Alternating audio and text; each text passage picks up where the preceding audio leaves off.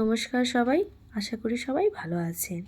আজকের এই ভিডিওটা হয়তো তোমাদের ভালো লাগবে, কারো কারো ভালো লাগবে না। যারা ভালো লাগবে না দেখো না, যাদের ভালো লাগবে এটাই বলবো, প্রবাসে বা যেখানেই থাকো না কেন, এই ছোটো ছোটোবেলার মুহূর্ত আমরাও খুব ছোটোবেলায় ঠিক ঠাকুর আসার আগের দিন এইভাবে নিজেরা হাতে করে সাজাতাম, মণ্ডপ সাজাতাম, প্রতিমা এলে তাকে সাজাতাম। এটা ছোটোবেলাকার একটা অন্যরকম একটা মনের কিনারায় কোনো জায়গায় সকলেরই একবার দেখলেও ঝলকে মনে পড়বে ছোটোবেলার কিছু স্মৃতি। সেই ছোটোবেলার স্মৃতিগুলো নিজেদের মনে করার জন্য তার ছেলে মেয়েদের সঙ্গে মিশে যাওয়া। আর আবার মিশে যাওয়া মানেই তোমাদের কাছে আমার ক্লিপগুলো একটু একটু করে শেয়ার করলাম। আমরাও ছোটোবেলায় 4 ভাই বোন মিলে আমরা এইভাবেই আনন্দ করতাম সরস্বতী পুজোর আগের দিন এবং ঠাকুর আসা 2 দিন প্রচুর আনন্দ করতাম। সেইগুলো আবার হারিয়ে গেছিলো, আবার ছেলে মেয়েদের পড়াশোনার মাধ্যমে সেইগুলোকে আবার ফিরে পেলাম।